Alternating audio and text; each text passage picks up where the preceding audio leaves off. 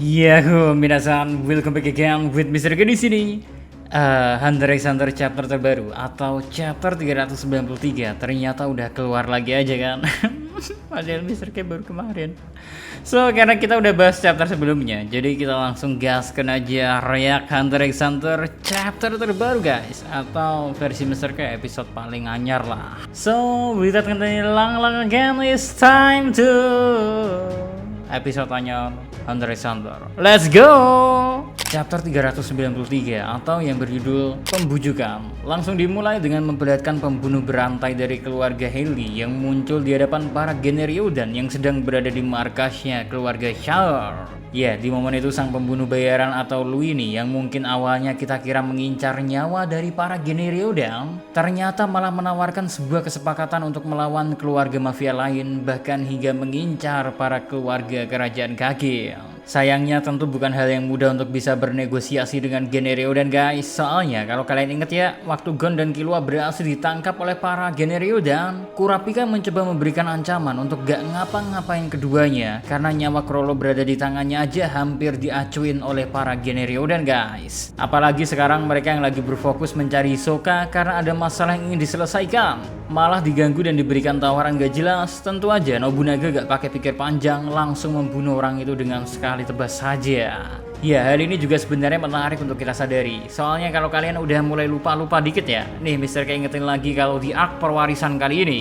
terlalu banyak orang-orang mempelajari Nen dalam waktu singkat. Jadinya mereka sebenarnya gak terlalu menguasai teknik-teknik dasarnya. Seperti saat Gon dan Killua dulu pertama kali berlatih hingga mahir menguasai dasar-dasar dari Nen. Makanya jelas kalau perbandingan kekuatan antara pengguna Nen yang belajar sungguh-sungguh atau memang memiliki bakat bakalan jauh berbeda dengan orang-orang baru yang bisa Nen dikarenakan kekuatan dari orang lain doang. Soalnya kalau kalian lupa, kekuatan dari Morena atau pemimpin dari keluarga Hailey sebenarnya berfokus kepada level dimana kita tahu ya, Morena bisa memberikan para anak buahnya kesempatan untuk meningkatkan aura dan mendapatkan kekuatan berkat air liurnya. Dan satu syarat yang diberikan adalah mereka harus membunuh seseorang untuk bisa menaikkan level mereka. Makanya kita tahu membunuh warga biasa akan memberikan 1 level, sedangkan membunuh seorang pengguna Nen akan memberikan 10 level. Terakhir membunuh seorang pangeran akan memberikan kenaikan 50 level. Maka dari itu di sini ya, orang-orang dari keluarga Hailey tentu pada akhirnya akan mengincar para pangeran karena nilai kenaikan level yang diberikan begitu sangat tinggi. Dan jika seseorang berhasil mencapai level 100, maka dia bisa membuat komunitasnya sendiri. Kapan-kapan kita bahas lebih dalam terkait kemampuan Morena ini. Morena,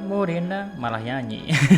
Nah, kita balik lagi fokus ke momen yang terjadi di markas keluarga Shaw. Gak lama setelah sang pembunuh berantai dari anggota Shaw berhasil dikalahkan, beberapa anggota dari keluarga Char kembali dan pastinya mereka dikejutkan sama apa yang mereka lihat di sono. But yang menarik di sini ya, meski Nobunaga, Finks dan Feitan sebenarnya masih dalam misi pencarian Hisoka, tapi mereka bertiga malah mengajukan diri untuk ikut menghabisi keluarga Hailey. Bahkan mereka bilang biarin ketiganya aja yang turun tangan dalam menghancurkan keluarga Morena itu. Di sisi lain, momen pun pindah memperlihatkan para anak buah dari Morena, yang mana mereka ternyata mengetahui kekalahan dari Luini. Dan hal itu tentu dianggap sebagai kehilangan yang sangat besar, mengingat kekuatan dari Luini ya merupakan seorang pengguna Nen Hosutsu, di mana mereka bisa melakukan serangan gak harus secara terang-terangan. Yaps, di sini seorang pengguna Nen Emission atau Hosutsu ternyata cukup populer. Namun meskipun begitu ya, sepertinya gak banyak dari anak buah Morena yang memiliki kekuatan seperti itu.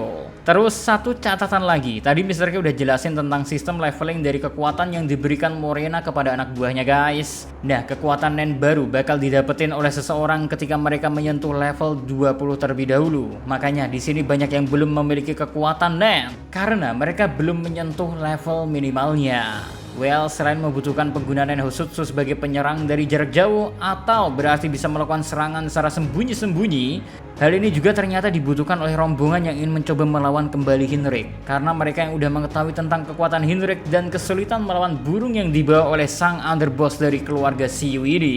Ternyata mereka merasa kalau membawa orang yang bisa menyerang dari jarak jauh bakalan meningkatkan kemungkinan mereka untuk bisa mengalahkan Henrik. Walaupun pada kenyataannya bahkan ketika mereka mencoba berdiskusi dengan Morena, sang ketua keluarga Hailey ini aja menjelaskan kalau setiap situasi bisa dihadapi berbeda-beda tergantung oleh kreativitas dari setiap individunya. Maka dari itu gak perlu selalu membawa seseorang yang bisa menyerang dari jarak jauh juga jika kalian bisa berpikir cara yang lebih kreatif.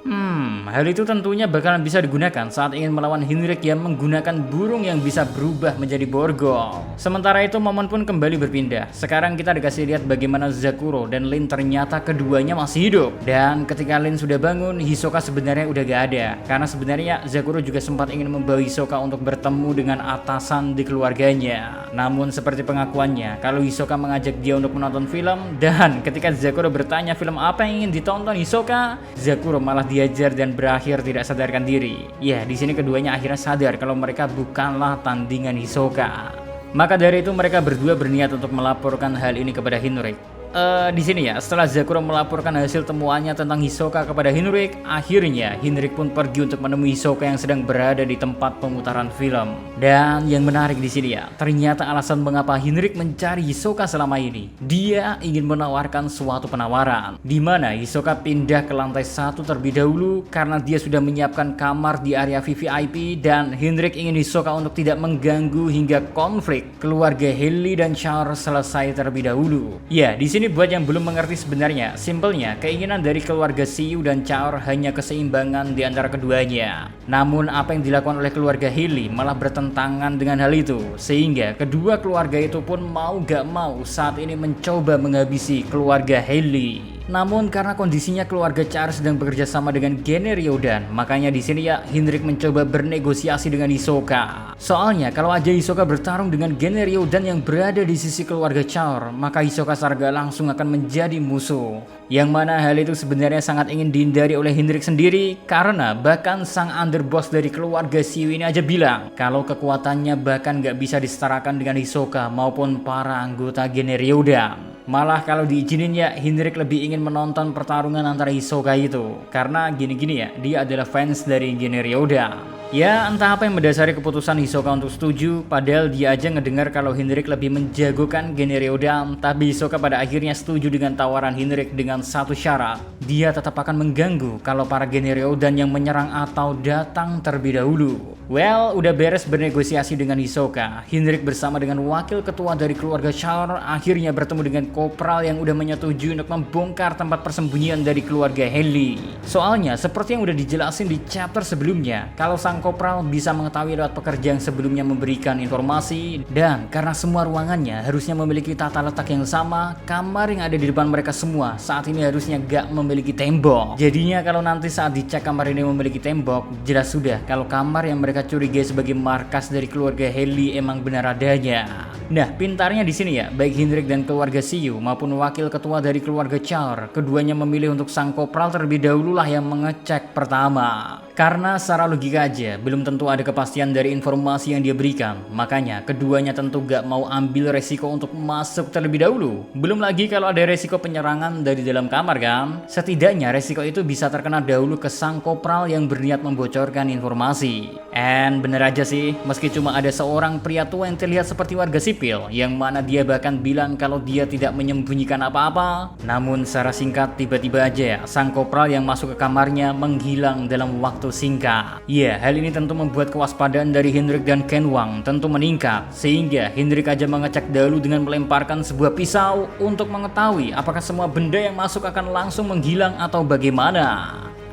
Pokoknya momen itu menjadi akhir dari momen chapter terbaru guys. Jadi kita harus sabar menunggu kelanjutan apa yang akan terjadi ketiga keluarga mafia ini. Oke, pokoknya segitu aja buat konten Hunter x Hunter reviewnya, oke? See you again next time. Adios, stay safe everyone. Salam Animania.